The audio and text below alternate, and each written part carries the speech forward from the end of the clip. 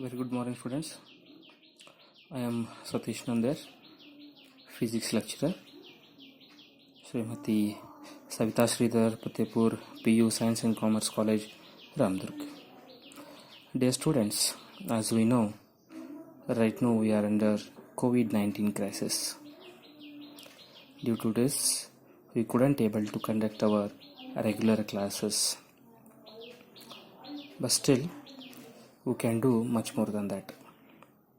Using technology, we can be in touch with our subject. We can move our academics. So let us make use of technology. Now, here in this video, I am going to discuss about second PUC physics few topics. But before that, dear students, let all pray in God that this COVID-19 crisis ends soon. With this all, let us start our discussion. Before to start our discussion, I mean to say the physics class content discussion, I would like to discuss the second PU physics chapters explanation. Dear students, in second PUC physics, we are going to studying the various branches of physics. And those various branches aligned in 10 different units with 14 chapters. Due to short of time, dear students, I will not go in detail the naming of the chapters. Please pause the video and note down. Well, along with the chapter names, I have given the teaching hours prescribed and the weightage of marks also. So let us start our discussion on electric charges and fields. Students, the electric charges and fields comes under the electrostatic branch. Let us know about the branch and then we'll go for in detail study of electric charges and fields. Electrostatic, no, it is there. As this electrostatic, we can cut into two parts, so that is electro and static. Electro concerned to electric charges and static, already as you already know, at rest. Static means rest. In first year physics, we have studied the mechanics, no? Dynamics, we have studied static, motion, rest. These all things we have studied. Okay, this is what the brief introduction about electrostatics. Now we'll go for the definition of electrostatics. Electrostatic is a branch of physics which deals with the study of charges, that is electric charges, forces, I'll name those. Charges, okay, forces. We'll study field also, electric field also, and of course potential. About potential we'll go for next chapter, second chapter, that is electric. So electrostatic means a branch of physics which deals with the study of charges, forces, fields, potential at rest. This is what the most important term here, at rest. Nothing but we'll study the electricity or electric charges at stationary motion, at rest. Before that, I would like to tell you a few words on this. We have observed sparks and heard crackle when you take off our clothes, and during thunderstorms, lightning, and also the sensation of electric shock while opening the car doors or holding the iron bar of a bus after sliding from our seat. So these all observations made us to experience the electric charge. The reason for these experiences is due to discharge of electric charge. Reason is discharge of electric charge. So this line is there, no? This is what most important here, discharge of electric charge. How one can directly say charges are discharging? Discharge of charge. To say this line, I will say a very interesting story. A Greek scientist is Thales of Miletus has performed few experiments. He has observed some things. In fact, that when he rubbed the amber with cool wool or a silk cloth, it get attracted the lighter objects because the production of charges in amber. What he did is he took amber and rubbed with silk cloth or wool, and he observed attraction. This observation made the existence of the electric charges, electrostatics, these all things. Okay, now we'll shift to the study of electric charge. Now we'll go for the definition. Electric charge is a property of a matter.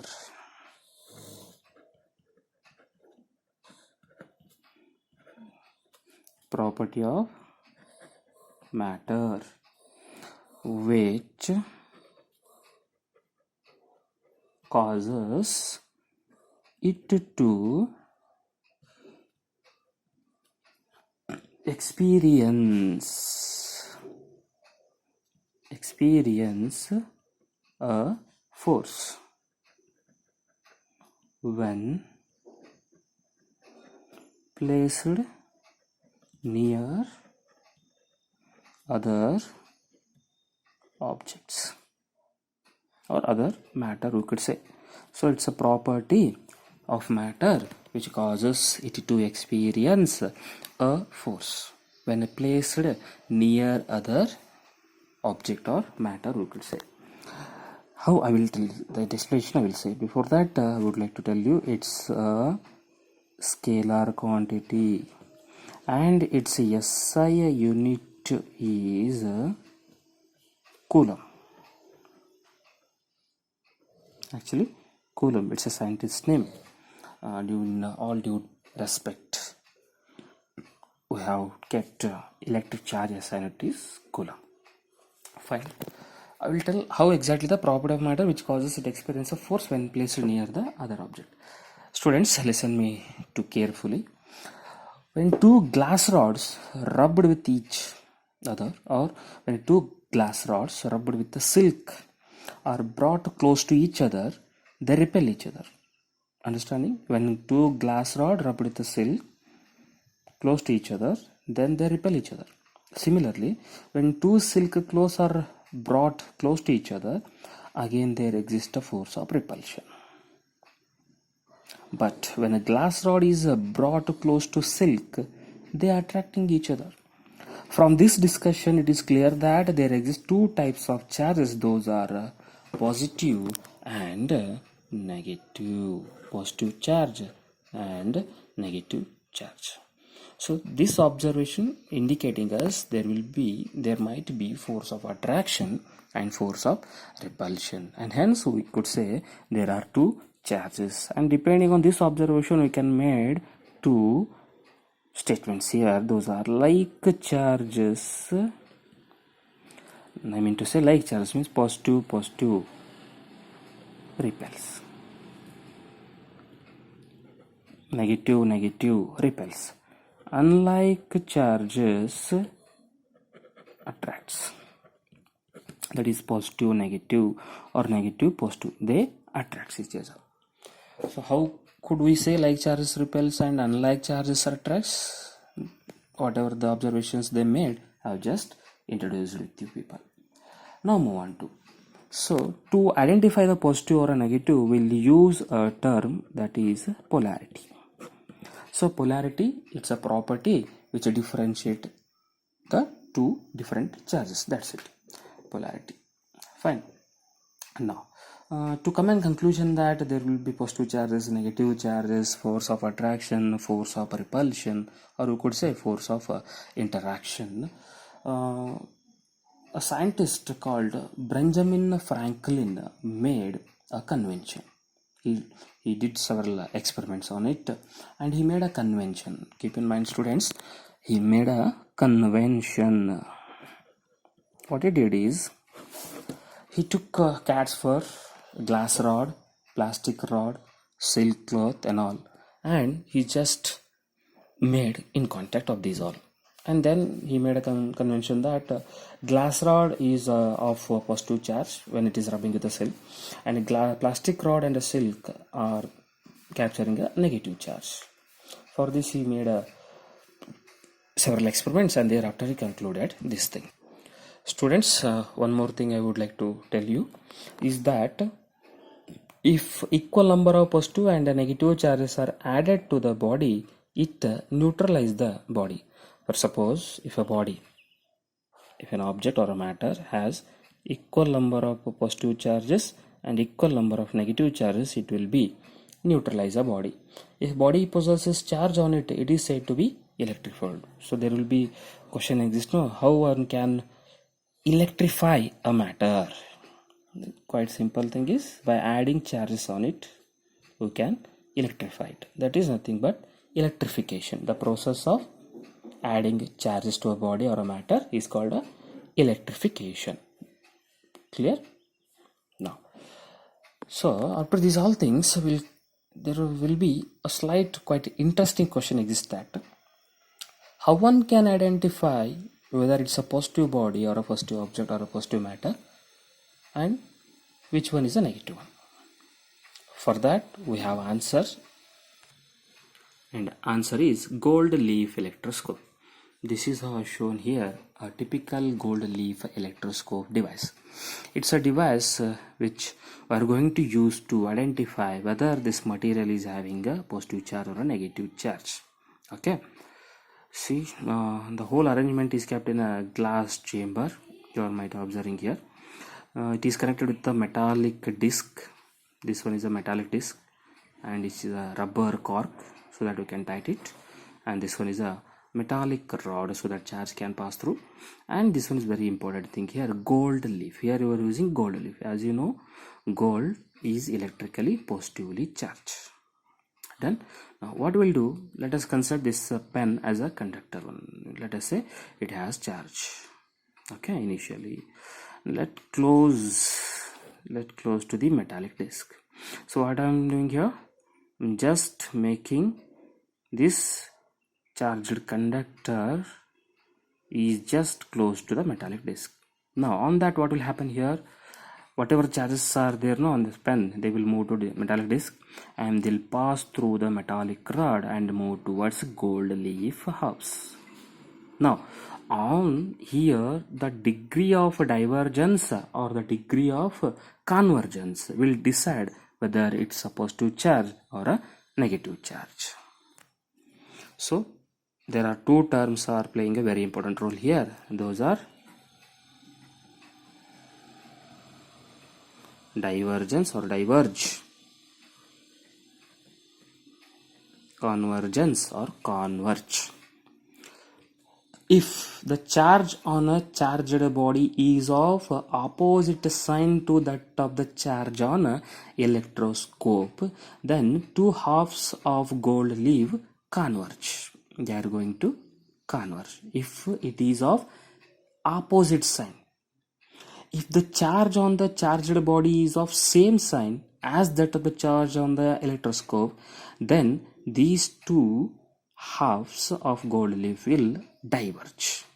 So depending on this thing, we are going to deciding whether it is diverging or converging, and depending on this thing we can say it whether it is a positive charge particle or negative charge particle. It's a very easiest thing we can do, divergence and convergence. Depending on this, we are going to say it's a positive one or a negative one. Okay,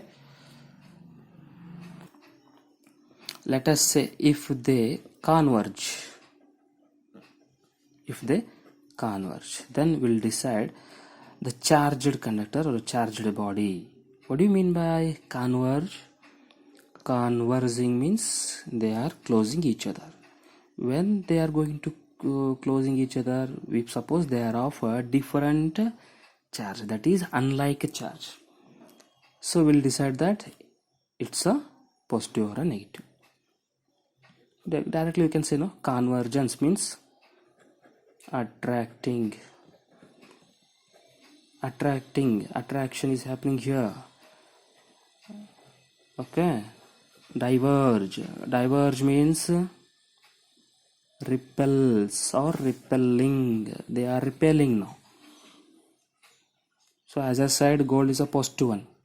If charge conductor is moving towards the gold leaf electroscope and we are observing converging happening there, that is nothing but attracting or attraction. When they do attract, when it is a negative one, so we'll decide it's a negative particle, it's a positive particle. That's it. Well students, with this directly I'll move on to methods of charging. There is a very curiositic question will exist, so we can directly artificially charge a body using this instrument, we can say no. So for that curiosity, we have answer is methods of charging. There will be three methods. Those are charging by conduction, and second one is charging by friction, and third one is charging by induction. So depending on these three methods, we are going to charge a matter or charge a body. Charging by conduction, nothing but we'll take two charged conductors and we'll keep those two conductors nearby, and depending on the behavior, force of interaction, charges are going to transfer into each other and charging will be done. Charging by conduction. Or else we may do one more thing. We'll take a uncharged conductor and we'll just place nearby uncharged body, and charges are going to transmitting into the uncharged body, and those charges will residing on the external or the edge of the border of the body or a matter. Charging by friction, as the previous experiments we did, no, we've taken a glass rod, plastic rod and rubbed with the silk cloth, and then we observed the attraction, repulsion and all. That is example of charging by friction. Now charging by induction process, we'll take a charged body and we'll take a one uncharged body. What we'll do, we'll take a charged conductor and just we'll place nearby the uncharged body, such that there is no mutual contact in between the charged body and to the uncharged body. And thereafter we'll observe that charges will move from charged body to uncharged body. Such a phenomena is a charging by induction process. So these are three processes we are preferring for charging process. So due to short of time, I will directly go to basic properties of electric charges. First one is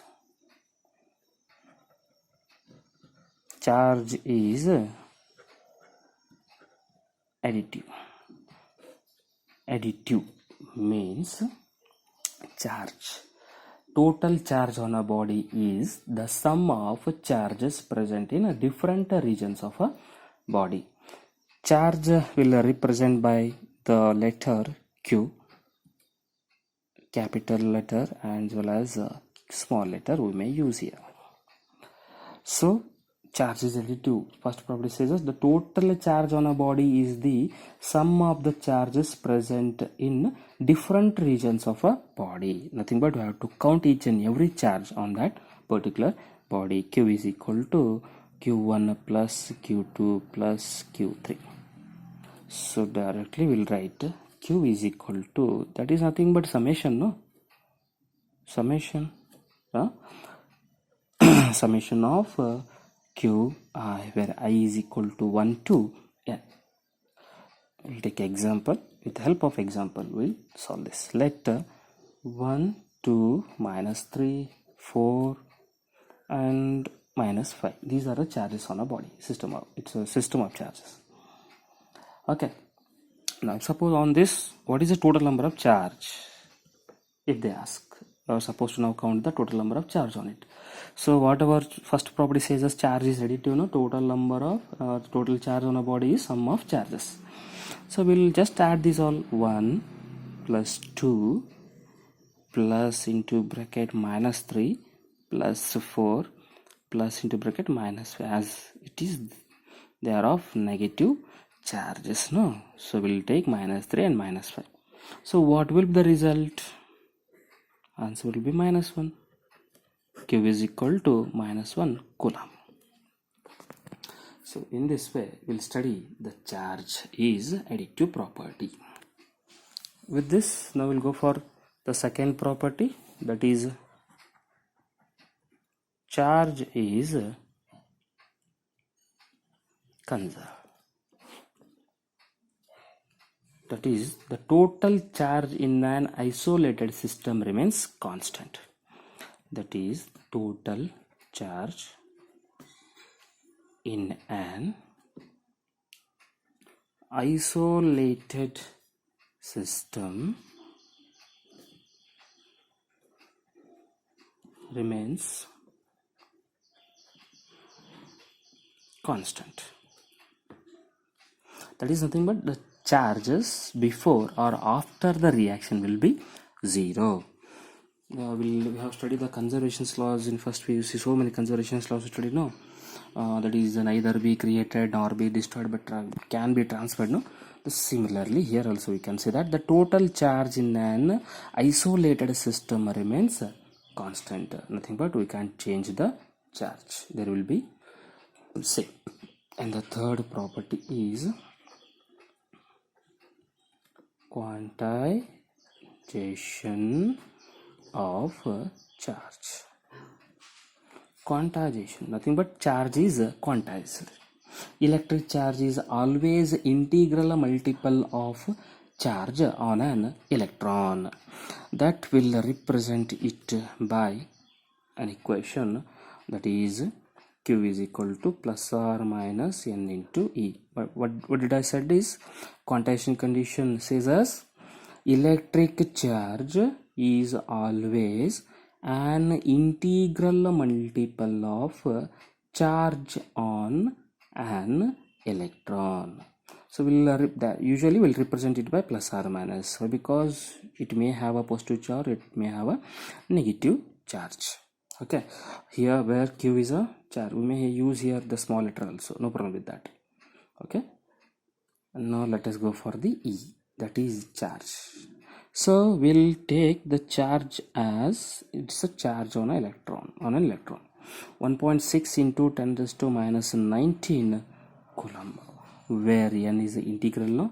It may be 1, 2, 3, 4, so on. Number of electrons. Done.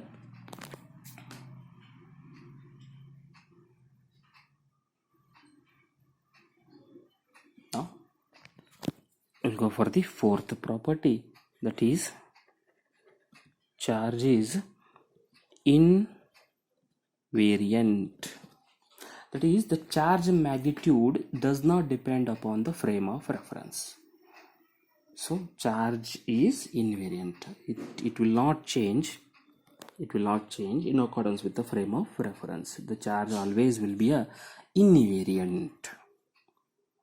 Fifth one is a very simple thing, as I said, discussed a few minutes back. Like charges repel each other, unlike charges attracts each other. That is the thing. Well, students, we'll end our session here. The further thing we'll discuss in next video. Thank you.